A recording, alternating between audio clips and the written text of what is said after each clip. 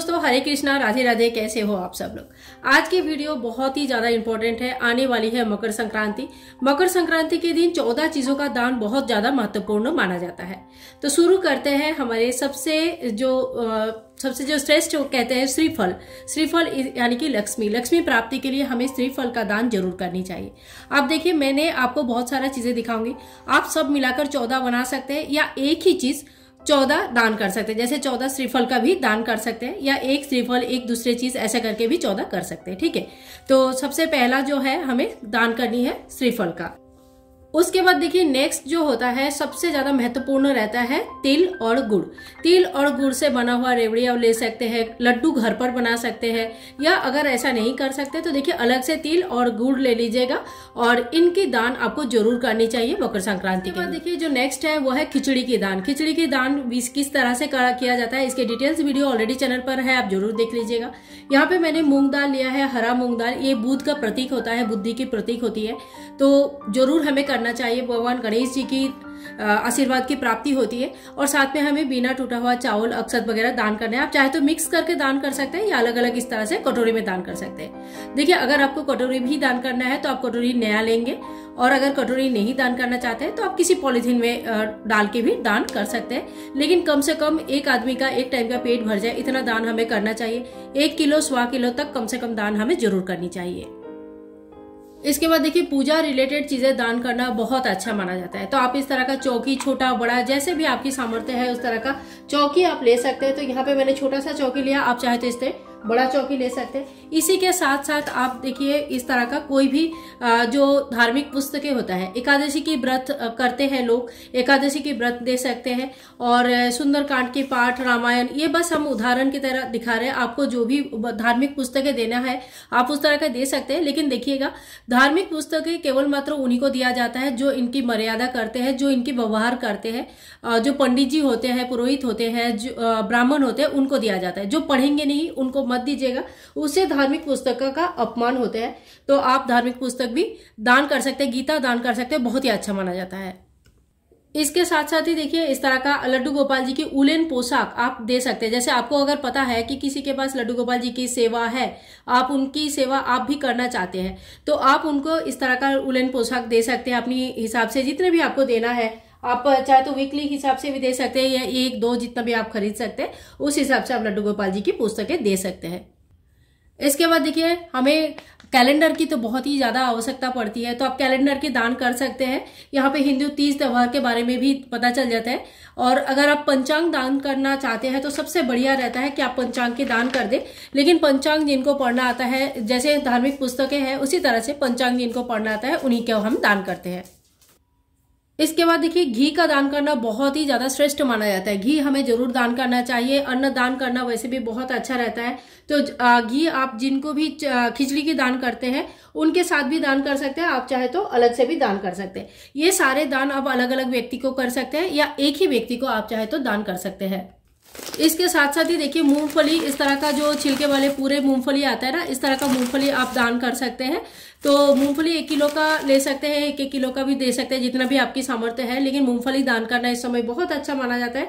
जब भी आप मूंगफली दान करेंगे तो मूंगफली के साथ साथ अगर हो सके तो गुड़ भी दान कीजिएगा, क्योंकि गुड़ और मूंगफली का चीजें एक साथ दान करना, या गुड़ और मूंगफली का एक साथ जो मिठाई वगैरह बना हुआ आता है वो भी आप दान कर सकते हैं, या अलग से इस तरह का सूखा मूंगफली भी दान कर सकते हैं। बच्चों को भी बांट सकते हैं। ये दान आप किसी को भी कर सकते हैं। इसके साथ साथ ही देखिए आप बर्तन दान कर सकते हैं।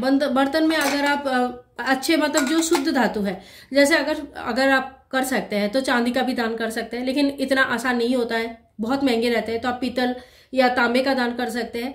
तो अगर मैं इस तरह का धातु का दान करते हैं तो ये कहते हैं कि हमारे घर में बढ़ोतरी होती है, उन चीजों का बढ़ोतरी होती है, हमारे तो टोटल समृद्धि बढ़ता है।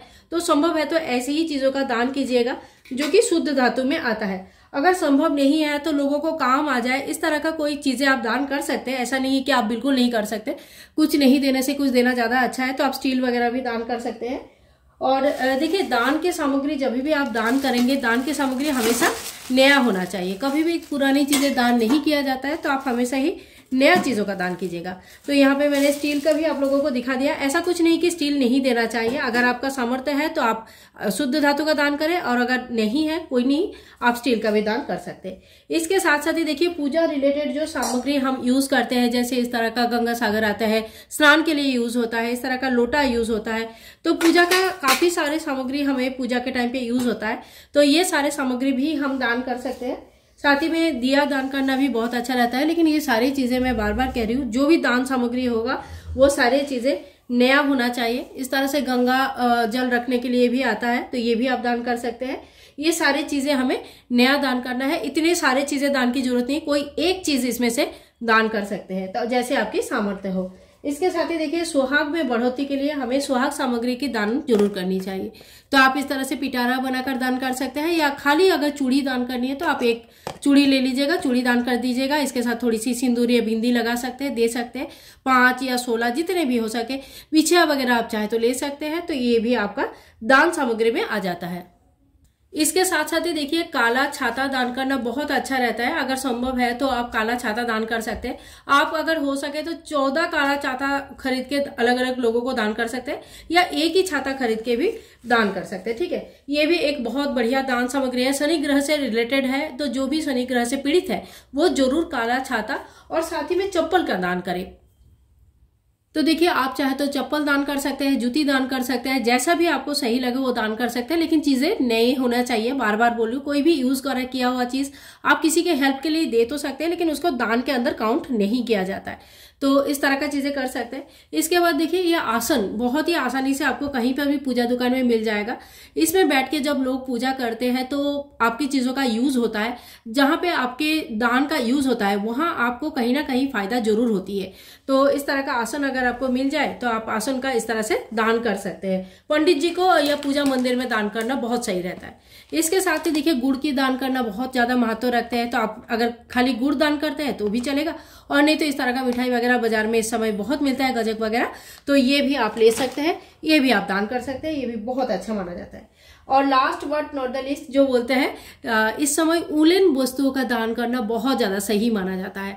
तो आप अगर बड़े चीजें दान कर सकते हैं, स्वेटर वगैरह, तो शॉल स्वेटर बहुत अच्छा है। नहीं तो आप इस तरह का छोटे छोटे टोपी वगैरह भी आता है, मोजा भी आते हैं, सॉक्स वगैरह आता है, वो सारी चीजें भी आप दान कर सकते हैं। तो यहाँ पे मैंने 14 चीजों से ज्यादा ही चीजें बताया है।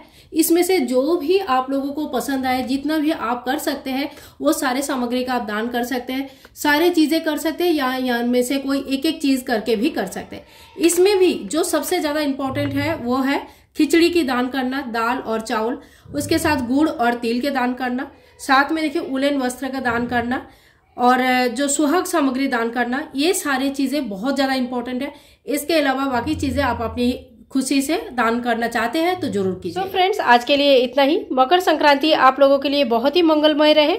आप लोग क्या दान किए मुझे कमेंट करके लिखना बिल्कुल ना भूले, और हाँ दान जरूर कीजिएगा, इससे हमारे संसार में बढ़ोतरी होती है, समृद्धि होती है। मिलूंगी नेक्स्ट वीडियो में, तब तक के लिए हरे कृष्णा, राधे राधे, टाटा दोस्तों, bye bye and take care.